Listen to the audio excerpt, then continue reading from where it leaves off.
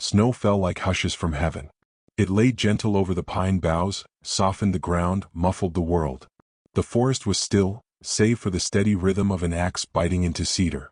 Each strike echoed like a lonely heartbeat. The man who swung it did not grunt or curse the cold. He worked with a quiet certainty, every motion purposeful, as though conversation with the trees was long finished and all that remained was memory and muscle. He was called Eli, though few still used his name. Folks in town knew him as the lumberjack who lived alone, the one who stopped speaking after his wife passed and the mountain swallowed his laughter. He came down only when supplies ran low, flour, salt, nails. And he never haggled, never lingered. He paid in kindling and boards milled straight as scripture. His eyes, gray like morning ash, never seemed to land on anyone. But they noticed him, the worn flannel, the calloused hands, the scar on his jaw no one asked about. A man carved by work in winter. Not cruel, not warm. Just alone. This morning, however, his routine veered without warning. The general store door creaked open. Inside, a few men nursed bitter coffee while a woman argued in hushed tones near the back. She wore a bonnet tied too tight, her fingers stained with tobacco and hard years. In front of her stood a girl, or rather, a woman, though her posture was careful not to draw attention. Pale but not sickly. Thin, not fragile. Her eyes, blue-green like river glass, were watching the floor, though they held a light dulled by habit, not defeat. Eli didn't mean to pause. But he did. She eats little, the older woman muttered. Barely speaks. Can't cook more than beans and cornmeal. But she's clean. Doesn't sass. Got strong legs, no limp. You could do worse for winter, Mr. Blaine. The man she spoke to sneered. She got a man's child in her belly or ain't been touched? Never had the chance, the older woman snapped low. But if she had, the man didn't keep her. That's all I know. Eli set his sack on the counter. The clerk nodded, already reaching for flour. The young woman glanced up. Briefly. He saw everything in that flicker. Shame, fear, and something older than either. The kind of stillness that comes from being passed between hands too many times to believe in your own. She yours? Eli asked, voice rough from disuse. The room hushed. The older woman blinked, then nodded with a twitch of her lips. My daughter. Barely worth the bread she eats. But I won't beg. You selling her? Don't call it that, the mother hissed. She's of age. And you're alone, aren't you? Eli turned to the girl again. She didn't flinch. Didn't look away. He didn't ask her name. He simply reached into his pocket, pulled out 3 smooth cedar tokens, hand-carved and polished by hours of solitude. The storekeeper's eyes widened. Those tokens were worth lumber, labor, and warmth through spring. Eli set them on the counter. For her. No returns. The woman snatched them quick like a snake. The girl didn't move until Eli offered a quiet nod. She stepped forward, no bag, no coat, just a shawl and thin dress that whispered of late autumn and too many nights without enough heat. They left without ceremony. The trail back was narrow, blanketed in snow that melted beneath their boots and refroze in hush. She walked beside him, never behind. Not once did he reach for her hand. Not once did she slow. The silence between them wasn't cold, it was the kind that gave breathing room. By the time they reached the clearing, dusk had turned the forest violet. His cabin stood squat and patient beneath the trees, smoke curling gently from the chimney. He pushed the door open and stepped aside. She entered first. Inside was warmth, not comfort. A fire crackled. A single cot, a thick rug, shelves stacked with carved wooden figures, birds, bears, a cradle long ago turned to firewood.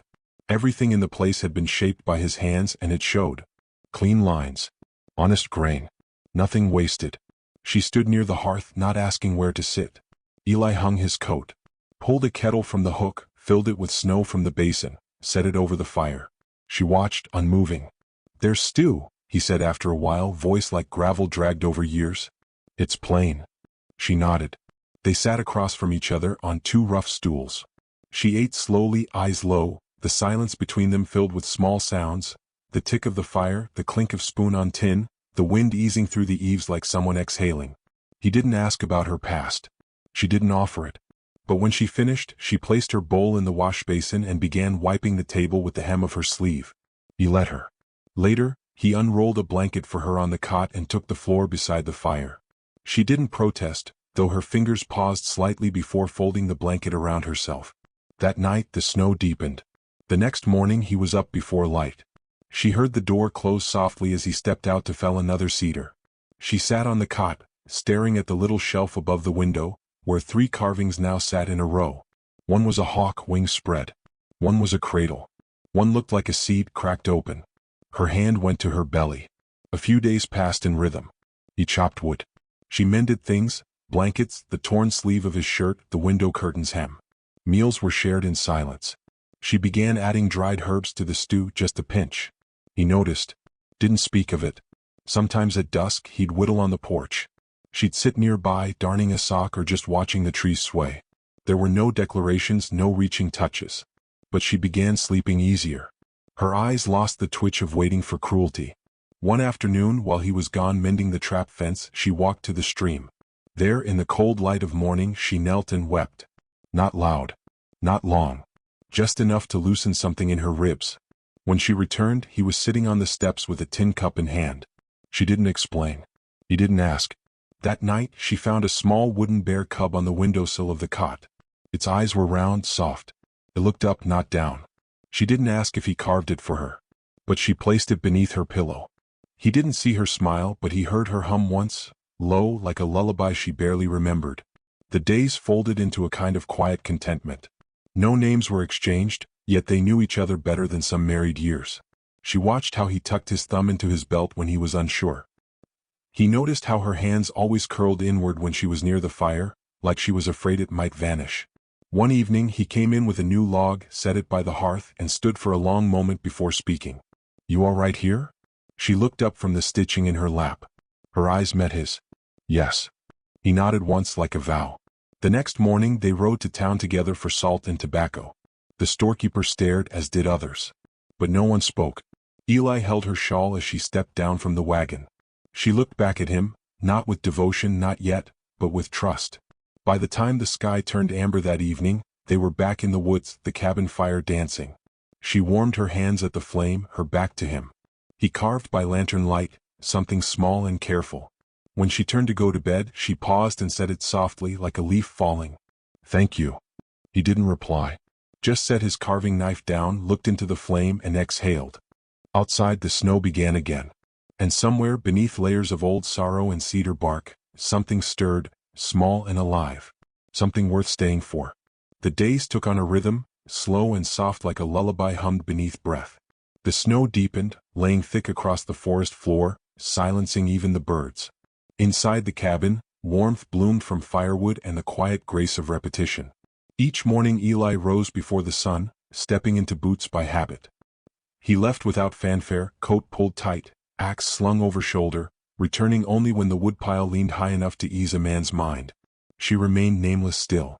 Not from secrecy, but from the shared understanding that names could come later, after trust, after breath, after roots. For now he called her nothing and she asked for no title. Yet she moved through his space like she belonged. She washed dishes with practiced stillness, swept the corners where mice might hide, and every night folded her blanket neatly after sleep. At first she hardly spoke. Not out of stubbornness, but because quiet had always been safer than conversation. Words had never saved her. But silence had. It was silence that kept her from being noticed by the wrong men. Silence that dulled her mother's sharp tongue. Silence that carried her through long winters beneath unkind roofs. But in Eli's cabin, silence didn't sting.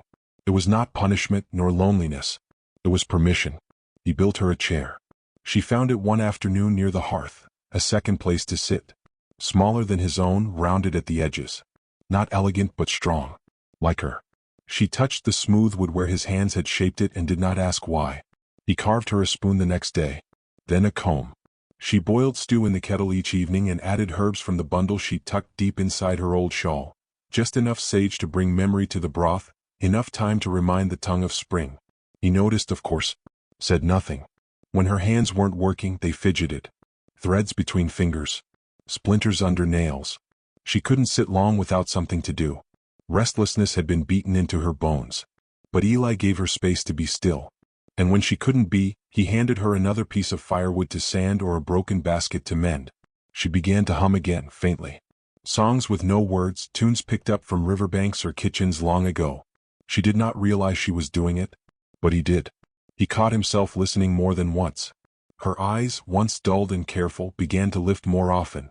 They lingered on the forest outside the window. on the golden halo of firelight around Eli's shoulders when he worked in the evenings, on the small wooden bear cub she now kept beside her cot, nestled in a folded scarf. But her body was changing, and she could not hide it much longer. At night, she'd press her hand to her belly beneath the blanket, where the gentlest curve had begun. Not quite a swell, not yet enough to draw comment. But she felt it. The tightness, the warmth, the flutter beneath skin. She had tried to forget, to delay the truth, but it came all the same. Eli noticed the way she turned her face when nausea rose, the way she paused over her food some mornings. But he didn't ask. He waited, like the trees waited for spring. One night, snow fell so thick it buried the windowsills. The wind howled like an old dog mourning something it had lost. The cabin shuddered beneath it, but the fire held. She stood at the hearth, one hand on her stomach, the other on the mantel. Her breath came shallow. He looked up from his carving. "I need to tell you something." His knife paused mid-curve. She didn't sit. She seemed unable to still herself. "I'm with child," she said softly. "Been a few months now." He set the carving down without sound. "I didn't lie," she added. "Didn't know for sure when I came. But I know now." She looked at him, braced for disappointment, for disgust, for withdrawal. She had seen it before. The way men could vanish with their eyes while still standing in the room. But Eli didn't move. He stood slowly, walked to the shelf above the hearth. From behind a tin of dried tea leaves, he pulled out a small cedar box. Simple, square, worn smooth by handling. He opened it. Inside were 2 tiny boots, hand-carved, hollowed delicately. A little rattle. A scrap of blue ribbon dulled by time. "I made these," he said, voice low, almost a whisper. "Years back. For someone who didn't make it." Her breath caught. He didn't say more. Didn't need to. They stood together in the firelight, 2 people carrying the weight of unlived futures, looking at a box of hopes once folded away and nearly forgotten. He closed the lid, handed it to her. "You'll need these more than I will." Her throat tightened. She reached for the box with both hands, as if it held more than wood and ribbon. As if it held safety. As if it held a blessing. "I never thought someone might want her," she whispered, not even knowing she had said her. "She was all the wrong thing. I was ashamed to hope." He looked at her then, really looked. Not as someone broken or given away, but as someone who had survived something terrible and had still chosen softness. Eli spoke, careful as snow resting on a branch. "Maybe she's the right thing. At the right time." Her eyes welled. She did not cry, not fully. But something opened behind her ribs. Something old and tightly kept. He turned back to the fire, set another log to burn. That night, she slept without curling inward. Her hand lay across her stomach, not in fear, but in greeting. Days passed. The rhythm continued, changed but deeper now. When he chopped wood, she boiled wool to make baby socks. When he sanded beams, she stitched cotton into wraps. One afternoon, she found him drawing plans on parchment with charcoal. "What's that?" she asked, her voice steadier now. "Cradle," he murmured, trying to remember the right way. She stepped beside him. "You'll build it?" He nodded. "For her. For you." He didn't ask if she'd stay. Didn't need to. The way she touched his arm in thanks, the way her fingers lingered, he knew. Later that evening, a fox passed the edge of the trees, watching with golden eyes. She pointed it out, and they both sat quietly, watching the animal disappear into shadow. Something about it felt like a sign. That night, as she lay down, she found another carving beside her pillow. Not a bear cub this time. A mother and child nestled close. No words carved. Just warmth shaped in wood. She placed it on the shelf beside the first, right next to the small box of boots. Outside, the snow eased. The wind calmed. Inside, a cradle's blueprint waited. A kettle simmered gently. And for the first time in her life, she did not fall asleep wondering what morning might take from her. She dreamed, instead of pine trees, a warm quilt, and the sound of a baby's cry, strong, living hers. The storm came without warning, thick, fast, and full of fury. It moved in like grief, sudden and impossible to ignore. Wind clawed at the shutters, rattled the cabin's frame, howled through the eaves like something ancient and angry. Snow whirled in endless spirals outside, erasing the world, tree by tree, until even the nearest pine vanished into a pale blur. Inside, the fire burned hard and high. Eli had stacked extra wood near the hearth the night before, as if some part of him sensed what was coming. He always listened to the silence between winds, the way animals moved, or didn't. He trusted those signs more than calendars. She stood near the window, one hand cupping her belly, the other pressed against the pane. Her breath left small ghosts on the glass. He watched her from his chair, a carved rattle in his hands unfinished, its round edges still too sharp. He hadn't spoken yet today. Neither had she. But the storm had a voice loud enough for both of them. Around midday the snow deepened to the windowsill. Eli bolted the door, checked the rafters, and set stew on the fire.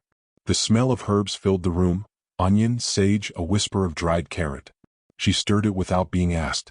By nightfall the windows were thick with frost. The wind had grown meaner, knocking fists of snow against the cabin's skin. Lanterns cast soft halos over the wooden walls. Shadows flickered, danced like memory. She sat in her chair, cradling a mug of broth. He sat across from her, the silence warm, not cold. But something stirred beneath it, a tension not born of anger but of truth still buried.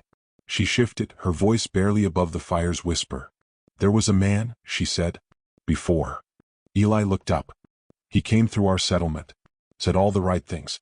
Took my hand when no one else would. I thought he saw me." Her fingers tightened around the mug. "But he saw escape, not love.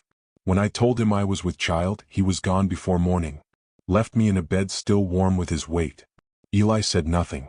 He didn't look away either. "My mother found out. Said I'd ruined what little worth I had left. That no man would take me now. She made a show of forgiving me in church, but by winter she was hinting that I ought to be useful before I became a burden." Her breath hitched. "She meant sold. And I knew it. Knew what was coming. So I tried to run. Only made it 2 counties before the snow trapped me. That's when she found me again. Sold me at that store like a mule with cracked hooves." She set the mug down. Looked at him fully. "I didn't tell you because I didn't know how to carry both the child and the shame. And I didn't know if you'd ask me to go." The fire crackled. The rattle lay unfinished in Eli's lap. His voice came slow, deep. "I asked God for a child once. A long time ago. When my wife and I were young." He leaned back, eyes on the fire. "She carried 3. We buried all 3. Then the 4th took her with it. I built a cradle that winter. Never got used." He rubbed his thumb along the grain of the rattle. "I stopped asking after that." She watched him, her breath tight in her chest. He looked at her then. Not with judgment. Not with pity. But with a kind of reverence, like she was something rare and alive in a place that had forgotten how to grow things. "That child," he said, voice steady, "is not a shame. Not to me." Her throat closed. No one had ever said that before. Not even the preacher. He stood, walked to the shelf, pulled down a folded cloth. Inside it, wrapped with care, was the drawing he'd been making. A cradle, the shape round and firm, the legs steady. "I've been building it in pieces," he murmured. "Didn't want to presume. But I hoped." She stepped forward slowly, took the drawing in her hands. Her fingers trembled. "I want her to be born here," she said, the words soft as breath. "In a place with cedar walls and hands that don't bruise." He nodded. They stood close now, no space between grief and grace. Outside the wind wailed. But it no longer felt like threat. It felt like the end of something old, not the start of something cruel. They spent the next day waiting out the storm. He taught her how to sand the cradle's side rails smooth. She read aloud from the old book of Psalms by the hearth, her voice weaving between firelight and falling snow. At night she moved her cot closer to the fire. Not beside his bed, not yet, but near enough that their breaths mingled in sleep. On the 3rd day the snow eased. Sunlight broke through, weak and golden. The trees outside dripped with melt, like the world was weeping in relief. Eli stepped out first, checking the roof, the fence, the slope of the barn. He shoveled the path, salted the steps. She watched from the doorway, arms around her belly, shawl wrapped tight. He looked up at her and smiled. Not a big smile. Just a small, honest thing. She returned it. Later he brought her a wooden box. Inside were baby clothes folded neat, kept for too long. She touched each one like it was a hymn. Then she added a small bonnet of her own, stitched by hand the week before. That night, she lay in bed listening to him snore soft and even, the way only a man without fear can sleep. She thought of names. Thought of letters carved into pine. Thought of what it might mean to belong, not because she was bought, not because she was burdened, but because she was wanted. Her hand moved over her belly. The baby stirred. She closed her eyes and felt something rise in her. Something like hope, steady and warm, stretching into the spaces where silence used to live. Outside the storm was gone. Inside new things were beginning. The days lengthened slowly, and with them came the soft drip of melting snow from the eaves, the return of birdsong to the trees, and the scent of earth rising thawed beneath pine needles. The worst of winter had passed, but in the high country, it never let go without a final snarl. The air still held bite. Wind still howled some nights like wolves lost to time. But inside the cabin, a different season had begun. Warmth that came not from the hearth but from steady hands, from shared silences, from things mended and things newly built. The cradle was finished. He set it near the fire, angled so she could see it from her bed. Its sides were carved with vines and pine cones, simple but intricate. He'd built it not as a project but as a prayer, each notch and groove a whispered promise. She ran her fingers over the grain as if reading it like scripture. "She'll sleep here," she said one night, voice thick with certainty. "And she'll know peace." Eli didn't reply. He didn't need to. He sat beside her, carving another toy, a small wooden rabbit with ears too long and a nose too blunt. She laughed when she saw it, laughed like someone learning how again. They began to make lists in the evenings. Names they liked, foods they'd need, cloth to trade for. Her penmanship was neat, curved, and soft. His was blocky and patient. They didn't write these things for practicality so much as ritual, something that let them believe, together, in what was coming. But nature has its own plans. The sky shifted one morning, too fast, too sudden. The wind blew from the north with a meanness that hadn't been felt in weeks. The trees bent and moaned. Crows flew low and silent. By noon, her pains had begun. She tried not to show it. Tried to keep boiling the beans, setting the table, folding the laundry she'd washed in the stream the day before. But her breath came shorter. Her hands trembled more. Eli noticed by the time she leaned against the wall, one hand pressed to her side, face pale and drawn. "How long?" he asked. "A few hours," she whispered. "Thought it might stop. It hasn't." He crossed the room in 2 steps. "You should have said. I wanted to wait. I thought maybe we had more time." He helped her to the bed, his touch gentle but sure. She gripped his wrist as another contraction came, a sound escaping her lips that she tried to swallow back. "I'll ride for the midwife," he said, grabbing his coat. "She's 2 valleys east," she said through clenched teeth. "You won't make it back in time." His jaw tensed. He glanced out the window. Snow was starting again, the wind biting at the edges of daylight. "I can do this," she whispered. "But I need you to stay." He froze. Not from fear, but from something deeper. The last time he'd held a woman through childbirth, she hadn't lived. He still remembered the silence that followed the final push. The way her hand fell from his. "Eli," she said, calling him back. He turned. Met her eyes. "I trust you." 3 words. Spoken through pain. Through love. Through the memory of being abandoned and unwanted, and yet choosing belief again. He took a breath and nodded. "I'll stay." What followed blurred into hours that stretched like years. She labored hard, sweat soaking her brow, her hands gripping the blanket, then the headboard, then him. He knelt beside her, cool cloth in one hand, her wrist in the other. She screamed once and he let her. She whimpered twice and he whispered, "You're doing it. You're brave. I'm here." Time bent. The storm outside howled. The lantern burned low. But inside the cabin, there was only breath and bone and the raw labor of life. Then came silence. A beat.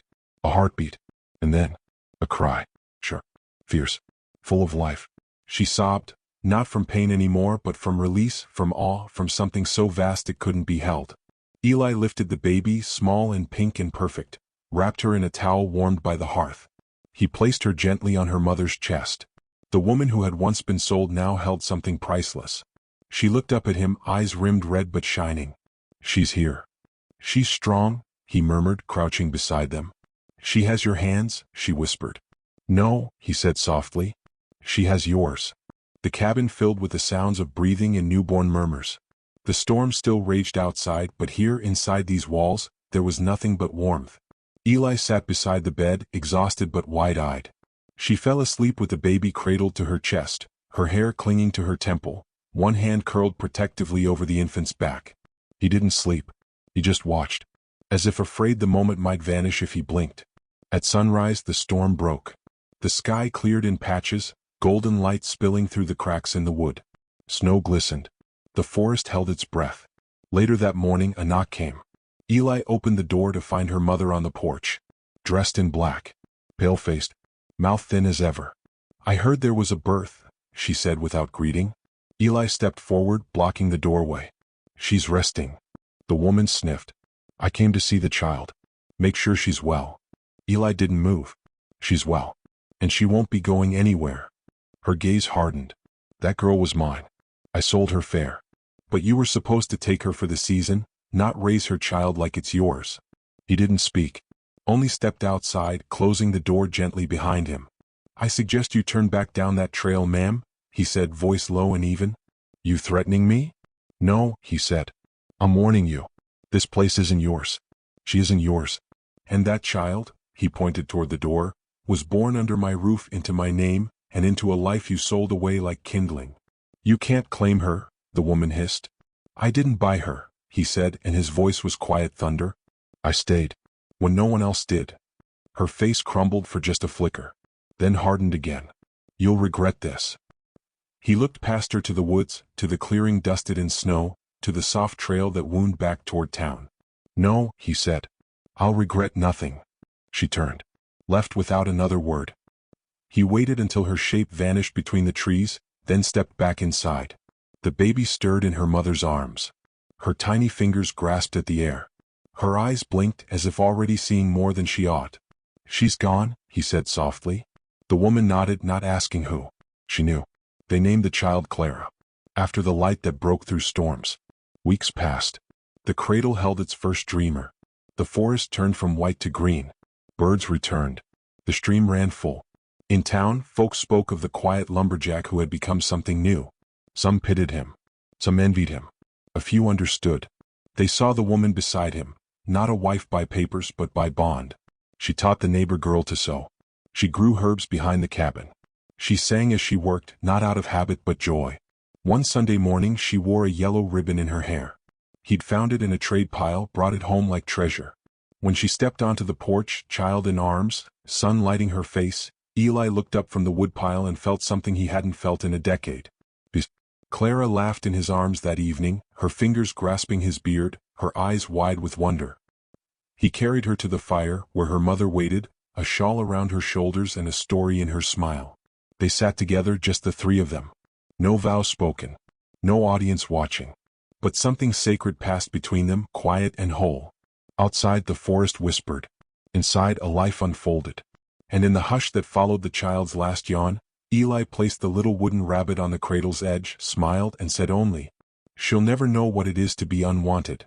The woman nodded. "She'll never know what it is to be alone." Some stories don't end with wedding bells or gunfire. Some end with a baby's breath warming the coldest places in a man's chest. With a cradle full. And a heart made new.